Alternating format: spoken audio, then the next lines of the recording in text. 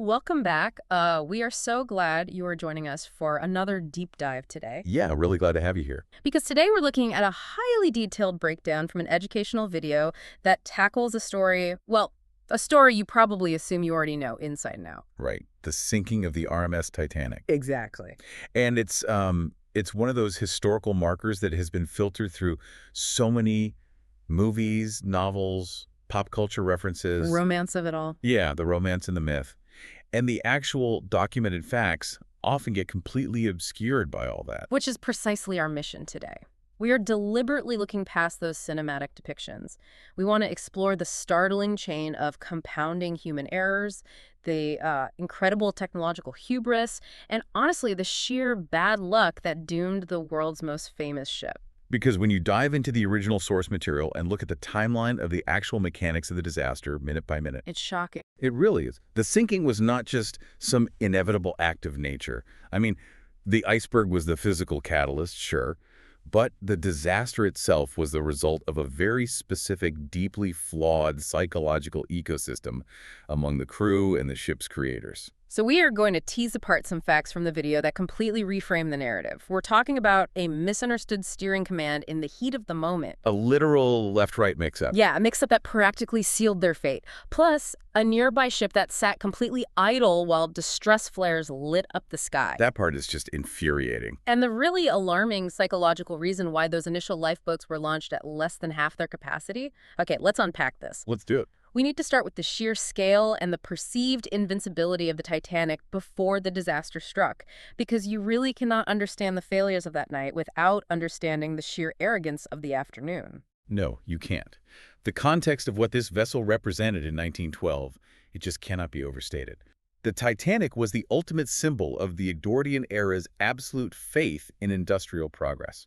The video source emphasizes that the ship cost $7.5 million to build back then. Which is huge. Right. It's roughly equivalent to $400 million today. And we all know it was luxurious, the stained glass, the ornate wood paneling. A heated pool, the squash court. Yeah, Turkish baths, 4 restaurants. But what stands out in the breakdown is that the luxury wasn't just for comfort. It was designed to make the passengers, especially the extraordinarily wealthy ones in first class, completely forget they were on a ship at all. Exactly. The design intentionally masked the harsh realities of the ocean. It was a floating palace. And that design philosophy fed directly into a dangerous psychological trap. It's a common misconception that the media alone dubbed the Titanic unsinkable. Wait, they didn't. I always thought the Unsinkable label was mostly a post-disaster myth or like highly exaggerated marketing hype. Not at all.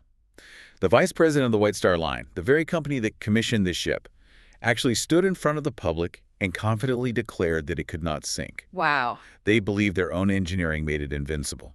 Did the builders base that bold claim on any actual maritime science, or was it just pure ego? Well, they based it on what they believed were foolproof safety features, but those features had critical, fatal flaws. First, they touted a double-bottomed hull. Okay. The idea being that if the outer layer was punctured by running aground, an inner layer would keep the water out. Oh. Second, the lower section of the ship was divided into 16 separate watertight compartments. 16. Right. And the fatal math that gave them this false sense of security was the calculation that the Titanic could stay afloat even if 4 of those 16 compartments completely flooded. They just could not conceive of a realistic scenario where a collision would breach more than 4 compartments simultaneously. But the video points out a massive design flaw with those compartments. They were called watertight, but they weren't actually sealed at the top, right? Yeah, that is the crucial engineering oversight. The watertight bulkhead separating these compartments did not go all the way up to the main deck.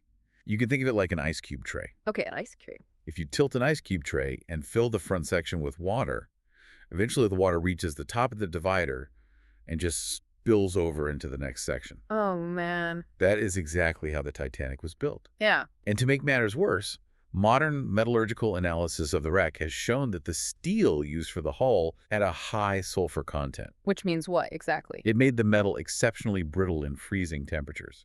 If we connect this to the bigger picture, this absolute faith in flawed technology created a massive, deadly blind spot when it came to basic safety protocols. Absolutely. Because the creators and the crew truly thought the ship couldn't sink, they equipped it with only 20 lifeboats. 20 for a ship that size. Right.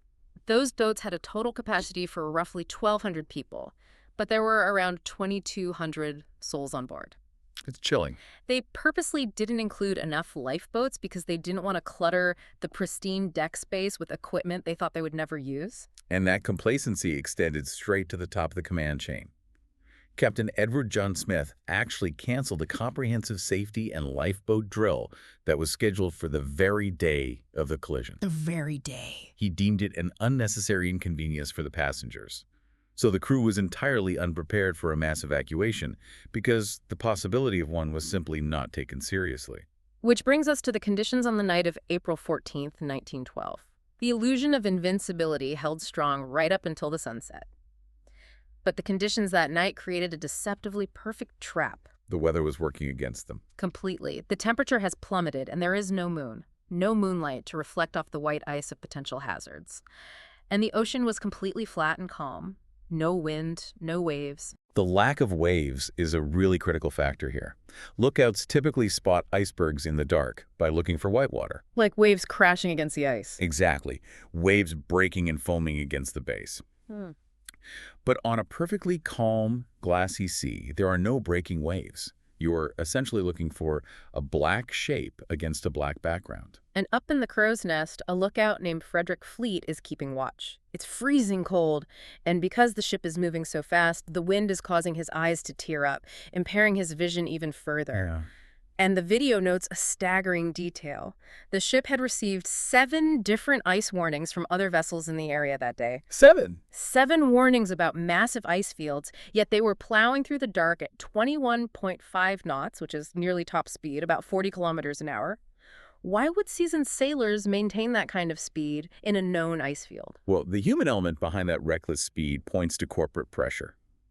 The prevailing theory, which is supported by survivor testimony, involves Joseph Bruce Ismay. The chairman of the White Star Line. Yes, he was a passenger on this maiden voyage, and he allegedly pressured Captain Smith to maintain top speed because he wanted the Titanic to break a 6-day crossing record. He wanted PR. Exactly. He wanted headlines in New York declaring the ship not just the most luxurious, but the fastest. At 2 p.m. that afternoon, Captain Smith actually handed Ismay an explicit ice warning. Ismay reportedly glanced at it, stuffed the warning paper into his pocket, and kept it hidden. He actively suppressed the danger to protect the ship's speed. Here's where it gets really interesting and where the breakdown reveals a technical error that changes everything. It's 11:39 p.m. Frederick Fleet, freezing in the crow's nest, suddenly sees a massive dark void blotting out the stars directly in their path. The iceberg. It's a monster, estimated at 200 by 400 feet, weighing 1.5 million tons. Fleet rings the warning bell 3 times and frantically calls the bridge. The first officer orders the engines reversed and commands the ship to be steered hard to the left to avoid the ice. And this is where a critical, often misunderstood piece of maritime history comes into play. Down at the wheel, steersman Robert Hitchens receives the order, but he turns the wheel to the right. He steered the massive ship directly toward the iceberg. He did. How does a trained, experienced sailor make such a catastrophic mistake in the most important moment of his life? It comes down to muscle memory under extreme panic, combined with the transitional period in maritime steering. In 1912, the world's navies and merchant fleets were transitioning from what were called tiller orders to rudder orders. Okay, what's the difference? For centuries, ships were steered by a tiller. If you wanted the ship to go left, you pushed the tiller right. It was counterintuitive, but standard. But with modern steering wheels, rudder orders, you turn the wheel the direction you want to go. Just like driving a car. Right. The British maritime system was in the middle of this confusing transition. So when the officer yelled the command, Hitchens panicked. His brain reverted to his oldest instinct, his deepest muscle memory. He executed a tiller order, turning the wheel right, expecting the ship to go left. By the time the bridge realized the error, and Hitchens desperately tried to correct it, the momentum of the enormous vessel was already locked in. At 11:40 p.m., the front right side of the hull scraped against the iceberg. The collision wasn't head-on, it was a glancing blow. And a head-on collision might have actually saved the ship. Really? Yeah. The Titanic was designed to survive a direct head-on impact that crushed the first 2 or 3 compartments. But because they tried to turn at the last second, they exposed the side of the hull. Remember that double-bottom safety feature? Yeah, the inner layer. It offered zero protection on the sides, which only had a single layer of steel. That brittle, high-sulfur steel dragged against the 1.5 million-ton mountain of ice for roughly 10 agonizing seconds. That 10-second scrape essentially acted like a can opener. It popped the rivets and breached the hull across 6 separate watertight compartments. And as we established earlier with the fatal math, the limit was 4. Once 6 were breached, the unsinkable ship was mathematically guaranteed to sink. Captain Smith and the ship's architect, Thomas Andrews, surveyed the lower decks and knew almost immediately that the vessel was doomed. But that stark reality was not communicated effectively to the passengers, which brings us to the psychological paralysis of the evacuation. The passengers genuinely believed the unsinkable claims. Completely. When the crew finally started loading women and children into the lifeboats, it was freezing cold outside. The ship still felt solid, the lights were on, the band was playing. People were highly reluctant to leave the perceived safety of this giant, brightly lit palace for a tiny wooden rowboat in the pitch-black, freezing ocean. That complacency is why the first lifeboat, which was designed to safely hold 65 people, was lowered into the Atlantic with only 28 people on board. It was less than half full. Less than half full. The crew didn't force the issue because they themselves had never practiced a full-scale evacuation. But as the water poured into those front 6 compartments, that ice cube tray effect began. The water spilled over the tops of the bulkheads, flooding the next compartment, then the next. By 1 a.m., the physical reality broke through the psychological denial. The bow of the ship was completely submerged. This tremendous weight in the front caused the rear of the ship to slowly rise out of the water, lifting those massive, terrifying brass propellers into the night air. Once the passengers saw that, absolute pandemonium replaced the complacency. The realization finally set in that there were over 2,000 people and only 20 boats. The final lifeboat was lowered at 2:05 a.m. And at 2:20 a.m., the immense structural strain on the metal caused the ship to literally tear in half. It sank beneath the waves, leaving 1,500 people in the water. It's just horrific. And the educational breakdown is very specific about this grim reality. The vast majority of those victims did not drown. They succumbed to hypothermia in the -2°C water, a process that takes only minutes. While this horror was unfolding on the surface, there was a desperate, invisible battle happening over the radio waves. Senior radio operator Jack Phillips is one of the definitive heroes of the night. He stayed at his post. He stayed in the Marconi room as the water rose, continuously tapping out CQD and SOS distress signals. A ship called the RMS Carpathia finally received the signal and pushed its engines to the absolute limit to help. But the Carpathia was 107 kilometers away. Even at top speed, it was a 3.5-hour journey. They arrived around 4 a.m., finding nothing but lifeboats and debris. But the Carpathia wasn't the closest ship. This is the part of the source material that is just deeply frustrating to process. There was another vessel, the SS Californian, that was only 37 kilometers away. So close. It was close enough that passengers standing on the slanted deck of the Titanic could visibly see the Californian's lights twinkling on the horizon. Some officers even pointed it out to calm the passengers, promising that help was right there. Why did the Californian just sit there while a mass casualty event was happening right in front of them? What's fascinating here is that the inaction of the Californian was caused by a perfect storm of technological limits and atmospheric anomalies. First, the radio operator on the Californian had actually warned the Titanic about the ice field earlier that evening. But at 11:15 p.m., just 25 minutes before the Titanic hit the iceberg, the Californian's operator ended his shift, switched off his radio equipment, and went to bed. There were no 24-hour radio requirements back then. Right. So he never heard Jack Phillips's frantic calls for help. But the Titanic crew didn't just rely on the radio. They fired distress rockets high into the night sky. The crew on the Californian explicitly saw those rockets and reported them to their commanding officer, Captain Stanley Lord. How do you see rockets in the middle of the ocean and not investigate? This is where the atmospheric conditions of that night become crucial. Modern researchers believe the calm, freezing waters created a phenomenon called a cold water mirage, or a thermal inversion. An optical illusion. Yes, this optical illusion bends light, which not only hid the iceberg from the Titanic's lookouts, but also distorted how the Californian saw the Titanic. The thermal inversion made the Titanic appear much smaller, and it made the high-altitude distress rockets appear to be firing very low to the horizon. So it didn't look like an emergency. Exactly. Because of this visual distortion, Captain Lord dismissed them. He assumed they weren't emergency flares, but rather small company identification signals, or perhaps the wealthy passengers throwing a late-night party. He went back to sleep. Had they turned on their radio or understood the visual distortion, they were close enough to save almost everyone. It changes your entire perspective on the event.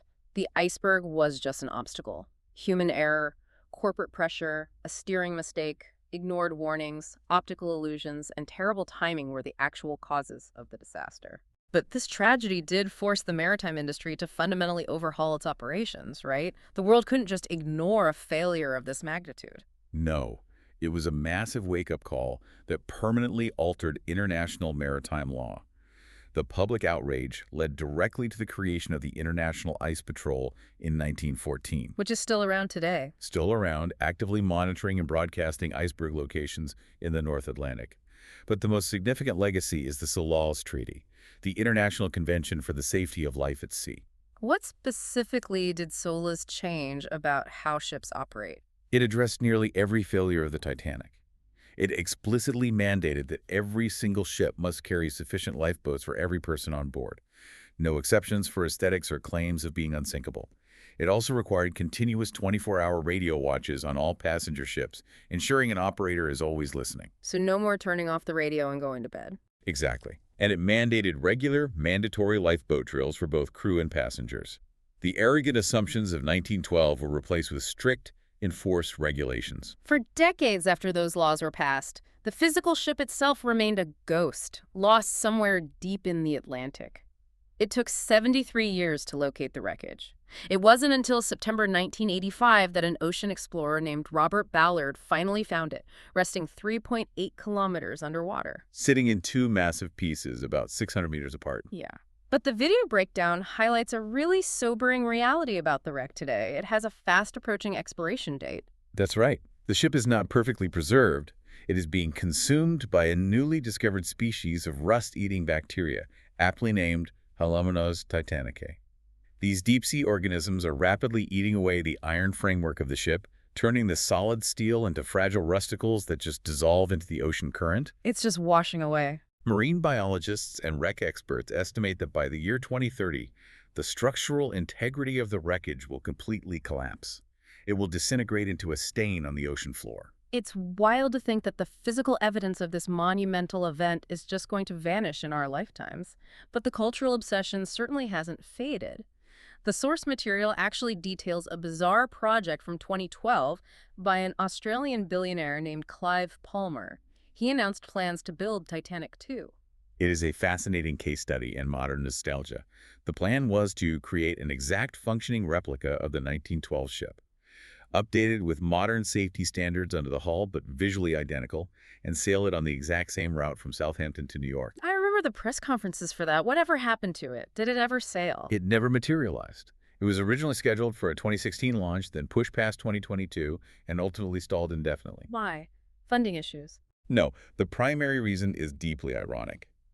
When market research was conducted, there was a massive lack of interest in actually buying tickets. To maintain historical authenticity, the replica cabins would not have Wi-Fi or televisions. Oh, wow. It turns out modern travelers love the romantic idea of the Titanic, but they have absolutely no desire to be disconnected from the internet for 6 days in the middle of the ocean. The Titanic 2 project essentially sank before it was even built, defeated by our modern dependence on connectivity. So what does this all mean? When you pull together all the specific mechanics and human decisions from this breakdown, the myth of the Titanic falls away, and the truth is much more unsettling. It wasn't just a grand ship that had the bad luck of hitting an iceberg. It was a vessel doomed by a lethal cocktail of corporate overconfidence, ignored safety warnings in the pursuit of a speed record, a catastrophic steering error caused by a confusing transitional technology, and the tragic inaction of a neighboring ship blinded by an optical illusion. The iceberg merely exposed a chain of arrogant human failures. Exactly. It serves as a profound, enduring lesson in the dangers of absolute certainty, which leaves us with a critical question to consider. As we noted, the physical remains of the Titanic are being rapidly consumed by bacteria and will likely be completely erased from the ocean floor by 2030. Gone forever. The most tangible visual reminder of this tragedy will vanish entirely. With that physical evidence gone, one has to wonder, Will humanity's collective memory of the dangers of blind faith in unsinkable technology fade along with the rusted metal? Or are we, in our modern world of artificial intelligence, autonomous systems, and hyper-connected networks, destined to repeat that exact same hubris, convincing ourselves once again that our newest creations are somehow immune to catastrophic failure? That is definitely a heavy thought to chew on the next time a tech visionary promises that their new revolutionary system is perfectly foolproof. Thank you for joining us on this journey today. We hope you walk away with a fundamentally new understanding of a story you only thought you knew. We will catch you on the next deep dive.